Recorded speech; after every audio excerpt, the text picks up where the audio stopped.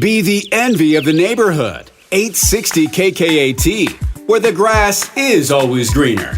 Welcome to Gardening Utah. Here's composter and show hoster, Jana Francis. Welcome to Gardening Utah. I'm your host, Jana Francis.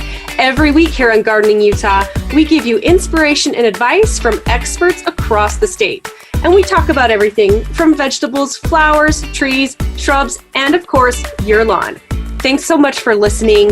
This is episode 23, and today's show is going to be jam-packed with information on all the tasks that you need to do this fall. I'm telling you, it's been a long year, and there's a lot of tasks, though, that you can do now to really make sure that next season you're really setting yourself up for success. And so these episodes this month are going to be totally focused on everything that you need to accomplish. And last week, episode 22, we really dove into a lot of user questions, and we're going to do a little bit more of that today. So today's show, we've got quite a bit of different things for you. A lot of it all focused on tasks in your garden for this time of year. So we're going to talk about field bindweed and what you need to get control over that. You know, that morning glory that grows everywhere? Yeah, now's the time to kill it, and we're going to get into details on that, or at least try to kill it, okay? And then we're going to talk about spring bulbs. You know, every time you go to Thanksgiving Point or drive downtown and see Temple Square and you think, I've got to get more bulbs in my garden, well, we're going to go over that today. And we're going to talk about a lot of different garden pests. A lot of people are asking about leaf hoppers and things you can do now to prevent some of these awful pests that really do some damage to your perennials and shrubs through the year. And we're also, this is a jam-packed show, I told you. We're going to talk about some lessons that we learned in the garden in 2020 and the things you can do that will, ways that you can really remind yourself in 2021 how to start your garden next year with success. And all of that starts right now. Okay, so I hope that this is a fun and informative show that you can listen to while you're getting to work in the garden. I hope that we can inspire you, and I love to connect with my customers. A lot of the questions that we're going to be answering in this episode, we actually got through either the Gardening Utah Facebook page or our Instagram, which is at Gardening Utah. Definitely go give us a follow there. And we also are answering questions from the Utah Gardeners Facebook group. And I'm going to have Liz Hamilton, horticulturist Liz Hamilton, and Cameron Allcott from Progressive Plants in one of today's segments. We're going to be answering a lot of those users' questions that asked us some very specific questions about fall planting, fall gardening. What do you cut back now? What do you cut back in the spring? So we're going to go over that too and keep you guys in the know. So we're going to get into all of that in a minute. But guess what? You know what time it is? The tip of the week. 860 KKAT with your Gardening Utah tip of the week. My tip of the week is dig up those tender summer blooming bulbs after the hard frost so that they will bloom next year. Okay, here are the plants that I'm talking about, because later in the show, I'm going to be talking about tulips, daffodils, crocus, hyacinth, all the fall or the spring blooming flowers that you plant in the fall. Well, these are the summer blooming bulbs that you plant in the spring that bloom in the summer. Well, did you know that you can dig these up, and quite often you can get them to come back next year? Now, if you leave them in the ground, they will not survive Utah's winter temperatures. But if you dig them up and store them in a cool, dry place, you may be able to plant them again in the spring. So the tip is here to, after the first hard frost, you're going to really carefully dig them up. Now, I like to use a 3-pronged pitchfork because you have less of a chance than a shovel when you go in there to damage a tuber. But I like to go in for my cannas, my dahlias, my gladiolas, my elephant ear. Usually I plant my elephant ears in pots, so those are a lot easier. And I like to try this with the sweet potato vines, which are those beautiful sort of lime green and dark purple, just sort of decorative foliage. But after the first frost has blackened the foliage, you're going to want to cut off all but maybe 2 to 4 inches of the growth, and you're going to really carefully try to dig out those tubers or bulbs without damaging them. And you want to allow them to just dry for a couple days indoors, but in a frost-free location, out of direct sunlight. And once they dry, I like to store mine. I like to brush them off with a brush. Don't get them wet again. And I like to remove any excess soil, leaving about 1 to 2 inches of stem. And it's a little bit different between dahlias and gladiolas, but in general, the mentality is the same. Sometimes I can get gladiolas to overwinter, but if we really, really want them to come back every year, it's best to kind of get all of these spring flowering bulbs up out of the ground. So I like to store mine in peat moss inside a container in the garage, out of sunlight, keep them really, really cool. And in the spring, then you can replant them in the ground, and hopefully next year you will have absolutely beautiful cannas, dahlias, gladiolas, elephant ears, and so many more. And guess what? The best thing is you won't need to rebuy them, and you're able to use them year after year. So good luck, give it a try. That's my tip of the week. And that was the tip of the week. Never miss a tip for your garden, and never miss an episode. The Gardening Utah Podcast with Jana Francis on 860 KKAT. Okay, so in the next segment of today's show, we're going to be talking with horticulturist Liz Hamilton and Cameron Allcott with progressiveplants.com. We're going to be answering your questions that you sent to us on the Utah Gardeners Facebook page. But speaking of how to connect with us, I would love it if you would go and join us on Gardening Utah on Instagram. Just look it up at Gardening Utah. And that is the best way to get a hold of me if you want to ask a question that we can bring up in the show. If you have questions about past episodes, maybe you're wondering if we've done a show on a particular topic. And I love to connect with our listeners there. So give us a follow, send me a direct message if you have any questions.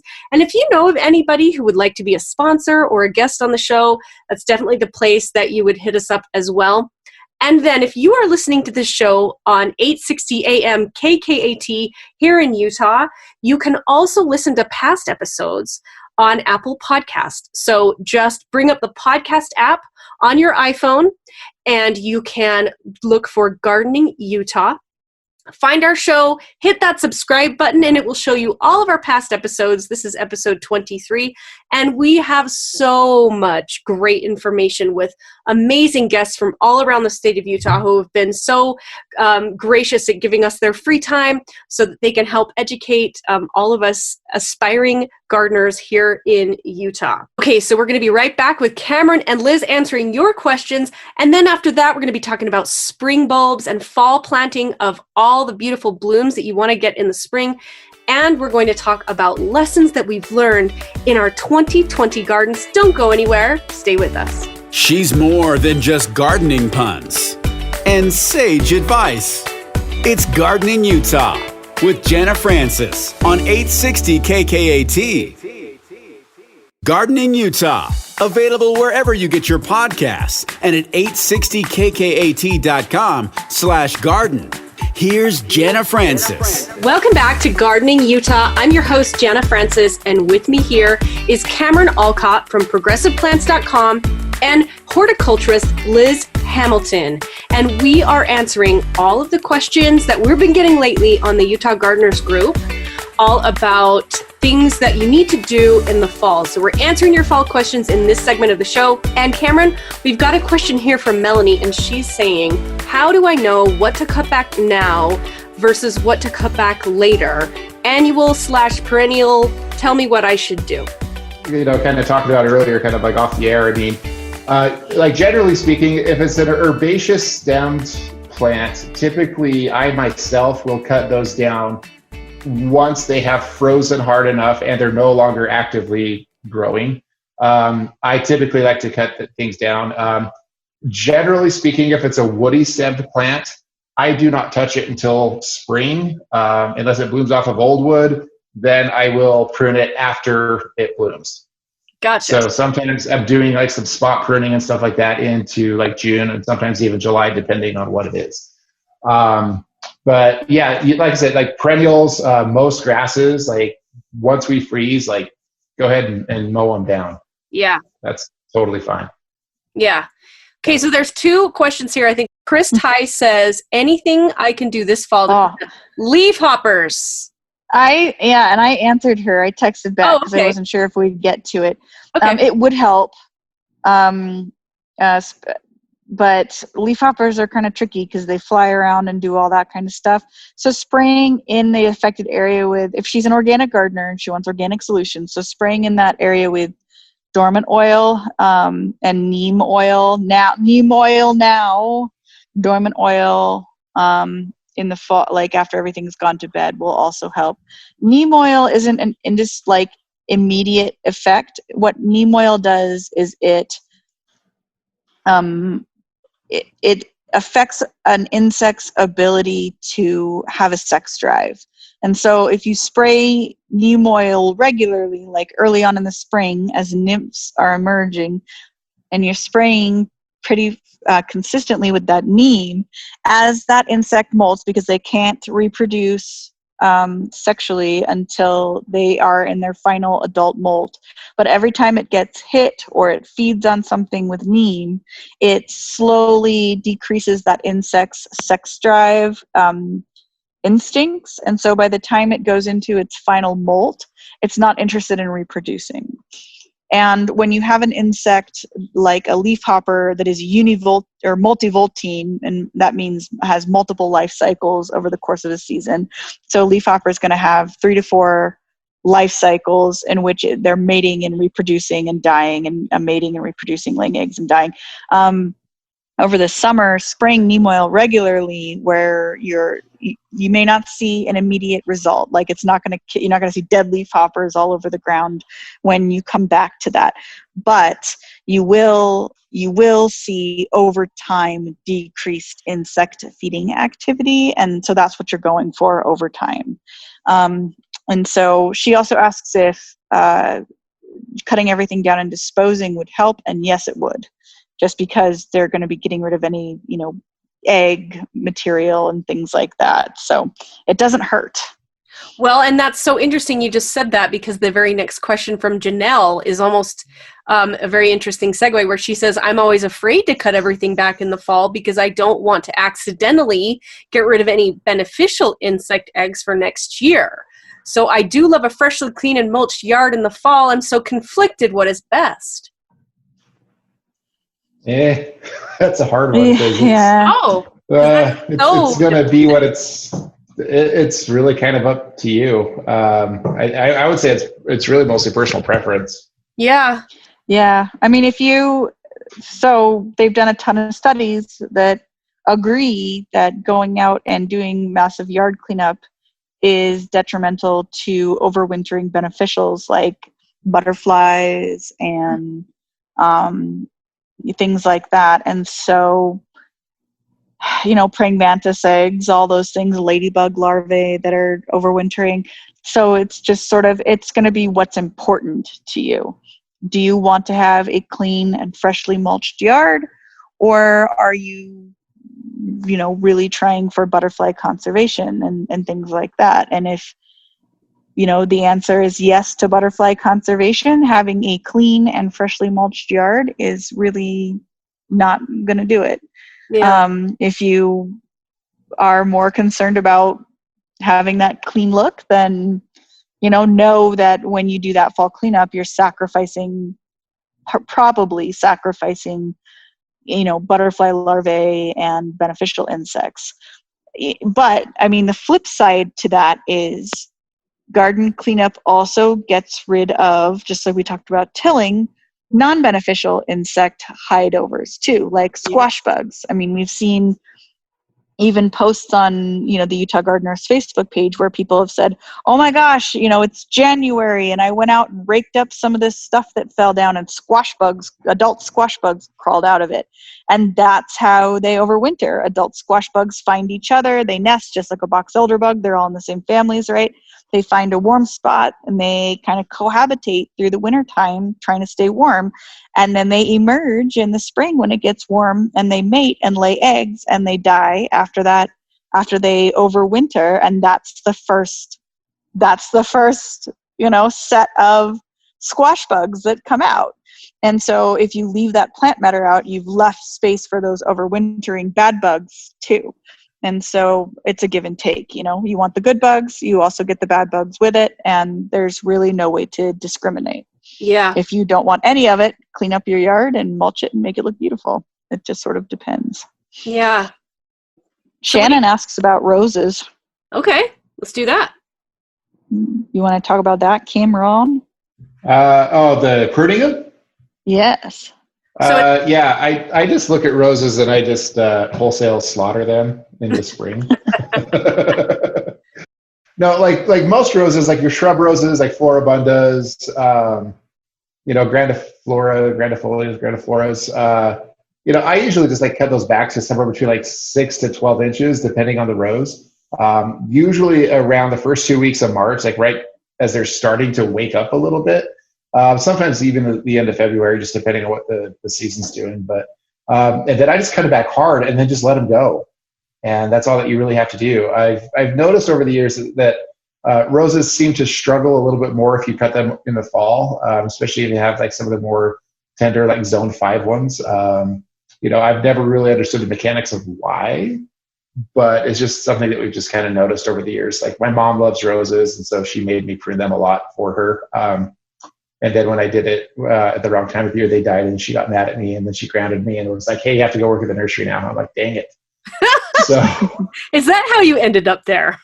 No, I ended up here because I got bad grades, and they thought that the value of hard work would, teach me a lesson. So,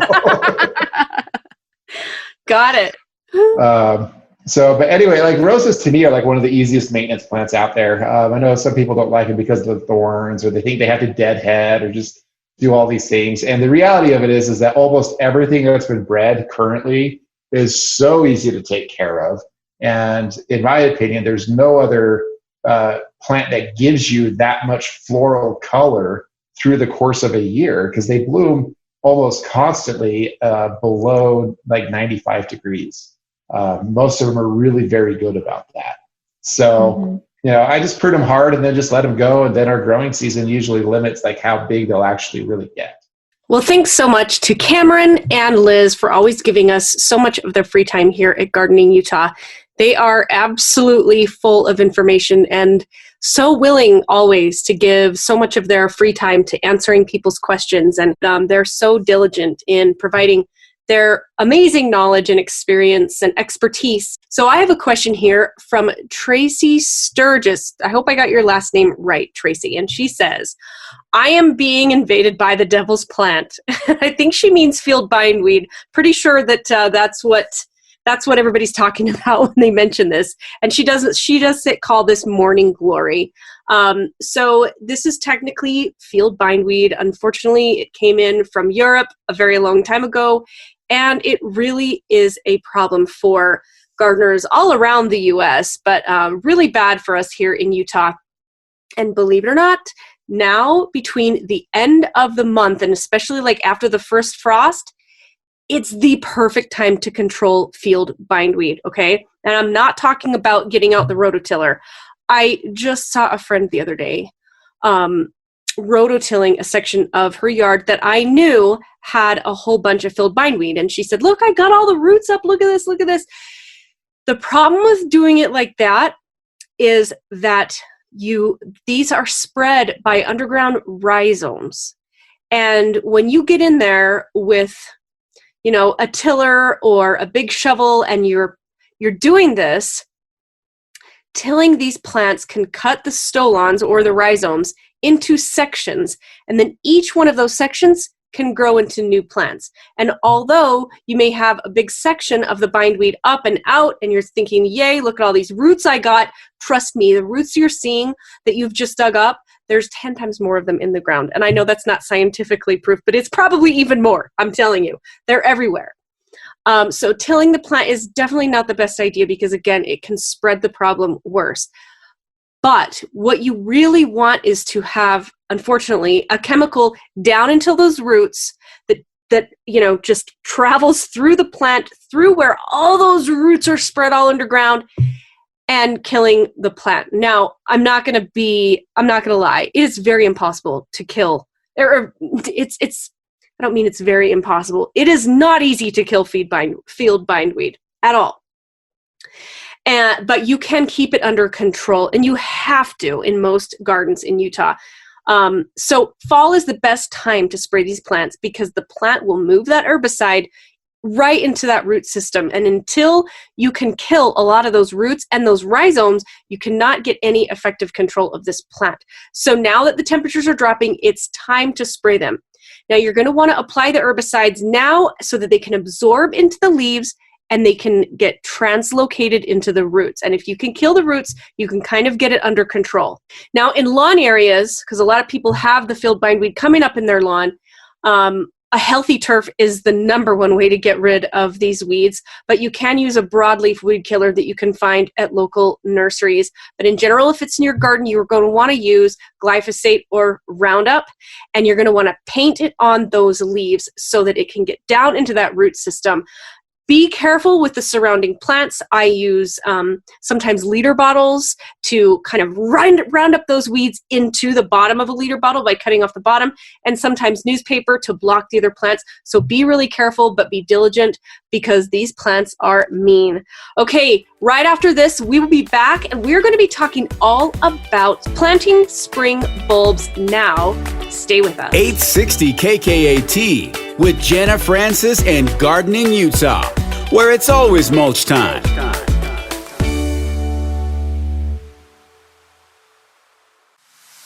She really does have the nicest yard on the block. It's Gardening Utah with Jana Francis on 860 KKAT. Welcome back to Gardening Utah. I'm your host, Jana Francis, and in this segment, we're talking bulbs. We're talking daffodils, tulips, hyacinth, crocus. You know, in the spring when you see those ads for Thanksgiving Point, Tulip Festival, or your downtown Salt Lake, and you see these amazing, amazing tulip displays all around Temple Square, and you say to yourself, you know what? Next year, I'm totally going to be on the ball, and I'm going to plant a whole bunch of bulbs so that I can have something similar in my own yard. Well, now is the time. And if you're like me, starting in August, you start getting those bulb and plant and tree catalogs, and they may have a certain section of your kitchen counter. And when you're sitting down taking a quick break, this is what I do. I just kind of flip through and I earmark all the pages that have bulbs that I love and, circle in the big red ink, all the varieties I want. And then, of course, I narrow down. But now is the time to get these bulbs in the ground.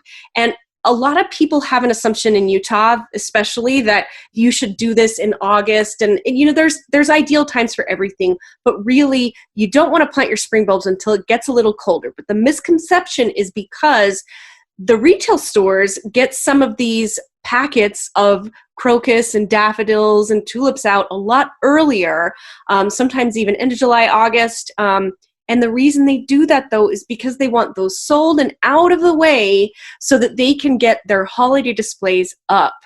But that doesn't mean that it's necessarily the perfect time to plant these in Utah. Now is the time you want to get these in the ground. So if you've already bought that bag and you think, oh, I need to plant those, and you haven't, it's okay. Now's a better time. But you do want to be careful to make sure that those bulbs are fresh. Just because you bought them recently doesn't mean they are. I mean, they could be experiencing rot, mold, but the thing you want, and they can sometimes even dry out. So what you want to be careful of is just to make sure that they're dense, so they're really firm to the touch. And as long as they look like that and there's no mold or rot, you're good to go. And honestly, is there anything better than the beginning of spring when you walk outside and you've gone through this long winter and you haven't seen anything fresh grow around here in so long, and you look out amongst that little layer of snow and you see about 1 inch little green sprouts poking out from the ground, and it just gives you this sense of refresh and just excitement for the upcoming the better weather. And it is just so much fun to see blooms of bulbs coming up in the garden once you've done the work in the fall. So let's talk about the best way to get these bulbs in the ground, because again, it is the perfect time. So there's a few things to remember. First, make sure you're choosing a spot that has at least 6 hours of sunlight. And daffodils are a really early bloomer. So one of the tricks there is sometimes you can plant daffodils around trees that normally have a lot of shade in the summer, but the trees don't have those leaves yet so far early in the spring. So you can plant daffodils in a spot that gets sun before the trees have those leaves in the spring. And by the time the trees start shading all the bulb beds, those early blooming bulbs are done. So that's one great little tip, is you can plant some of these bulbs under some of those deciduous trees that, there is going to get more sun on the base of the ground below those that time of year. Now, bulbs do love soil that is rich in organic matter and compost, and they love well-drained soil. Soggy soil or overwatering will cause them to rot. So when you plant, you really want to make sure that you're not planting them in a spot that gets overwatered, whether it be maybe from a really heavy sprinkling system in that spot. You just want to be careful about rot with your bulbs. And then when you're ready to plant, here's the general rule of thumb. Plant that bulbs 3 times as deep as the bulb is tall. And make sure most often that the pointy part is facing upwards. And you can easily look at the bulb and tell where the roots are and plant them with the roots down. Although I will say that professional planters that plant in mass plantings, like at Tulip Festival or in downtown Salt Lake at the Temple, I've actually watched them plant these, and they kind of spread them out in really mass plantings. And in general, they try to get them face up, but the bulbs can kind of orient themselves. So don't worry about that too much, especially with the smaller ones. Sometimes I like to take a mixture of certain bulbs like anemone, crocus, grape hyacinth, bluebells. You can actually combine those all up. Those are just itty bitty bulbs, and kind of just create more of a mass area, maybe dig a bigger hole, like as far as more round, and just kind of spread them out. And don't worry so much, because they're going to orient themselves. They're smaller bulbs, and you'll be good to go. Okay, so you're going to want to prepare the planting bed well. You don't want to just simply dig a hole with your bulb. I do like to use the bulb diggers. They're very handy. But you don't want to just simply dig the hole and plant the bulb. For the really best growth, you're going to want to make sure you prepare that bed ahead of planting. So you're going to remove weeds, you're going to loosen the soil, and if you can, add compost or nutrients to the soil before you plant. But you're going to want to do it before the ground freezes. Plant when the nightly temperature is around 40 to 50 degrees, which is about now.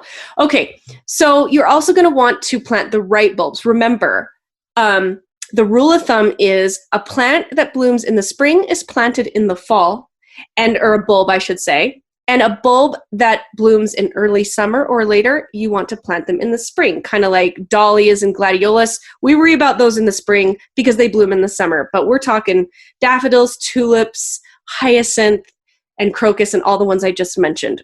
As far as the style and how you're going to plant them, most of the time you're going to want to put your bulbs in small clusters. I really like to kind of color coordinate and you want to put the smaller bulbs in the front and the larger bulbs in the back, depending on where you're putting them. But in general, you're going to be planting them individually, but in small clusters all together, maybe circles, or you can line a beautiful row. But once you have the bulbs in the ground, they will stay dormant through the remainder of the fall and winter, so you don't need to bother with fertilizing. Just wait until you do see those first offshoots of spring, which is always such a great day. And that is the indicator that the roots are starting to grow, and it's a good time to get ready to give them some nutrients. So you want to make sure that you don't fertilize after the bulbs start to flower, because this will inhibit the bulb growth. So if you haven't tried bulbs in your garden, you definitely should. With daffodils, hyacinths, tulips, or other great spring bloomers, the bulb beds will give you such beautiful color, and this is always before the rest of your garden starts to grow. So do a little bit of work now, and then sit back and wait for spring's spectacular show. Okay, so when we come back, we are going to be talking about some of the lessons we've learned in our 2020 garden and ways that you can make sure to prevent the mistakes that you've made this year going into next year. Stay with us. She's more than just gardening puns and sage advice. It's Gardening Utah with Jana Francis on 860 KKAT. 860 KKAT with more of the fastest growing show on radio. It's Gardening Utah with Jana Francis. Welcome back to Gardening Utah. I'm your host, Jana Francis, and let's talk about things that we've learned in 2020. Now, I could talk all afternoon with someone about the things I've learned so far this year, but there's a few things that are really top of mind with me right now. And again, the season's not over. We haven't had our first frost, at least in the Salt Lake City area. There's a couple more weeks to go. As far as when I looked at the weather last, it certainly seemed like we don't really have a freeze in the Salt Lake area for at least the next week or so, but who knows? It's Utah and it's Mother Nature. And it's 2020, so who really knows what's going to happen tomorrow? But that being said, you know, when I look at specifically with my vegetable garden this year, when it was seed starting and seed planting time, when I think back this year, when I planted so many seeds, I realized, okay, wait a minute. That was really when the pandemic started. Let's be honest. This is when, you know, the supply chains of everything in the grocery stores and, you know, it was completely messed up. I mean, buying toilet paper and Clorox wipes was like all anybody wanted for a minute there, right? And so as you're a gardener, and I've got, as I'm sure if you've listened to the show, you know that I have quite a bit of planting space in my yard. And I do love to, grow a lot of our own food. It's kind of like a mini little homestead, if you will, in that I rarely, I don't let anything go to waste, and I can freeze, dehydrate, whatever I can do, the garden, so that I can be at least putting something on the plate every single day, all year long, that we grew from our own garden. And that's just, a thing that I love to do. It's part hobby, it's part competition, it's part challenge and competition with myself. And it's part just, it's something I really enjoy doing. It seems really stressful to a lot of people, but for me, it's kind of relaxing because, I've got a really busy career, and gardening for me is kind of an escape to that. So anyway, that being said, I know if you listen to the show, you've heard that I have kind of a ridiculous amount of tomato plants, all right? So let's start with the lessons I've learned from my tomatoes this year. All right, now the number is 87. I know, it's crazy. And one of the questions that I did get from someone in I don't have their name up because I don't have my phone with me, but in the Gardening Utah direct messages on Instagram, he had said, I think his name was Matt from Logan, but he said, can you tell me why you have 87 tomato plants? Okay, here's the story. I normally plant between 20 and 30. And for me, for our family, that's still more than enough. But I do a lot of sauce tomatoes. I'm really, really into making real Italian, amazing tomato sauce so that we can have that all year long. I'm very specific about my sauce varieties of tomatoes. That being said, I thought, well, geez, if we're not going to, the supply chain's just completely messed up. I mean, we can't get toilet paper now. What's going to happen in 6 months from now? So of course that sets in with like, okay, well, I've got all these seeds. So I start my planting, okay? And I've got at least 18 different varieties of tomatoes. And of course, some of them, so it started to where it was like, ooh, this seed packet's from, 2005. So I don't know if these are actually going to germinate. So I'll start 3 plants of this particular variety. And then, and I also had my best friend had said, hey, listen, I know you have a lot of great seeds. If it's not a big deal, why don't you plant some extras for me so that I can get them in the ground? Perfect. I mean, I love to do that kind of stuff. So I planted about 10 different plants for them, and they ended up needing to go a different direction because they needed to do some filming at their house, and they needed a garden like overnight. So they ended up buying a bunch of plants so that they could kind of have it for their videography. Anyway, that being said, then that's one reason why I had some spares. As well as, again, I was like, oh, these ones might not germinate. So then I'll start 3 of these.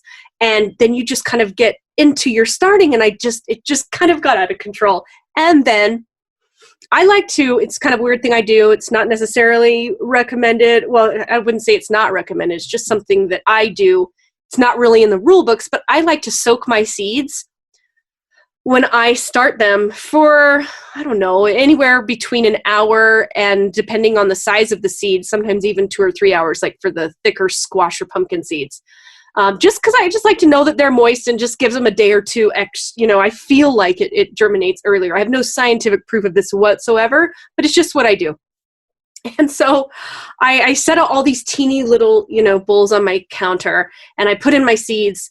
And as I was planting a certain cherry tomato, I normally just put the seeds in the palm of my hand, and then I put however many in the bowl. Well, this time I just got cocky, and I just went to dump just a few, and I dumped way too many. Well, at that point, they're growing. If the seeds touched water, it's going to grow. So you know what I think? I can't waste anything, so that means I have to plant them. And then I have really good intentions, okay? So, you know what? I'll just give these to neighbors. I'll give them to friends, or, whatever. And then it comes time to plant them all, and, you wait. Oh, does anybody want any cherry tomato plants, etc.? And it's too late. So that's kind of the reason why I ended up with 87 tomato plants. And now, peak harvest season for tomatoes. Guess how many tomatoes I've picked? Let me tell you, it's a full-time job just picking my tomatoes. Not to mention, the canning is just insane. You know what? I'll post a picture of how much tomato sauce I've canned so far on the Gardening Utah Facebook page or Instagram page, because oh boy, it's kind of crazy. And if anybody wants to know how to can tomato sauce, I'm your girl. And if you want me to do a little intro or instruction on that anytime in the show, happy to do it. Just give me a request and say, I want to hear more about that. And I'm happy to do it because it's top of mind, because I'm doing it all the time. But my kitchen right now looks like an Italian nonni, an Italian grandmother's kitchen. I'm not a grandmother. But anyway, that being said, it's like the tomato sauce production planet. So anyway, that's okay, because I am really, for real, going to have, I figure I'll have enough canning of tomato sauce for about 2 years for my family. So there's that. That's assuming we have a jar of tomatoes at least once a week. And I probably use more than that, to be honest with you.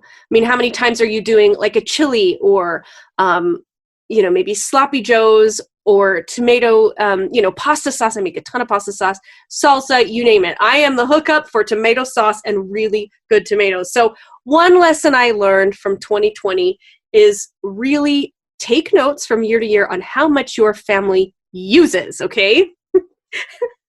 And, so that being said, one of the good lessons for me this year with having the excess and so many different varieties of tomatoes, that I'm really able to assess, like, how much are we naturally eating and how much do we have excess. Now, granted, I'm not letting anything go to waste, but I also normally don't have this much time to spend this much time canning and processing, because my other plants in my garden are screaming at me. I've got a ton of Anaheims and you name it. But in general, what I've learned this year is about 6 sauce tomatoes for my family of 4, meaning 6 sauce tomato plants so that I can and have enough for the year. That's probably enough for my family. And 1 or 2 really great slicers.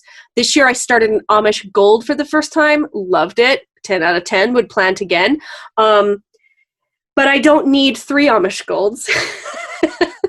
And I love Big Rainbow, which is a great big heirloom, but I don't need 2.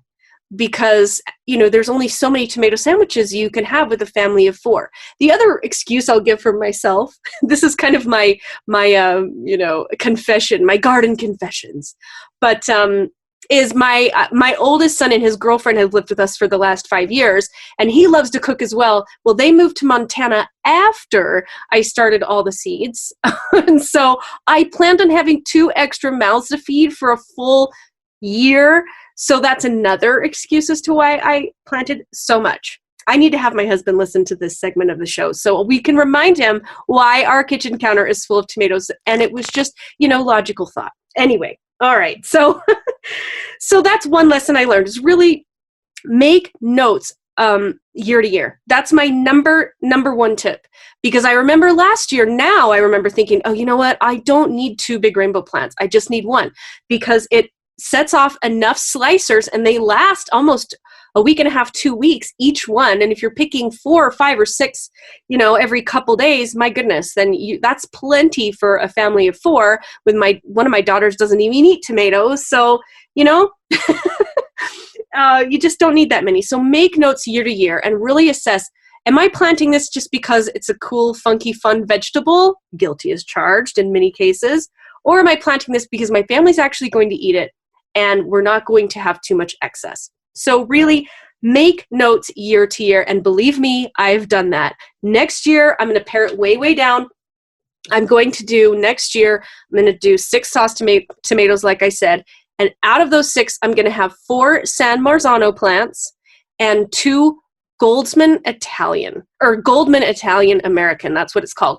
Goldman Italian American. I'm going to do a post on Gardening Utah about that tomato because let me tell you, it is, and I know my sauce tomatoes, it is the best I've ever tried flavor-wise for a canned tomato when you're doing sauce. And when I say sauce, what I mean is you're cooking the tomato in the pot, you're getting it cooked down just a little bit, and you're putting it through a mill to get the seeds and the skins off, and then you're putting it back and cooking it down a little bit, and then you're water pressure canning the tomato. That's what I mean by tomato sauce.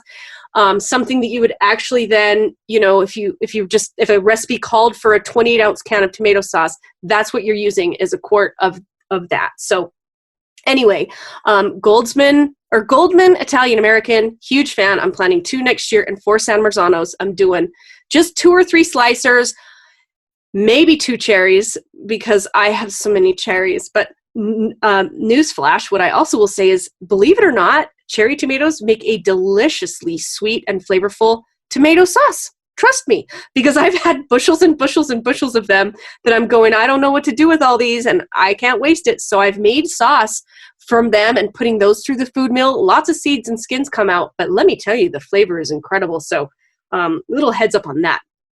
So making notes is, you know, it's huge. Look at what your family's eating. And right now, make notes on, you know, if you listened to earlier in the show when I talked about these spring bulbs, make a note where you planted them because trust me, you're going to forget.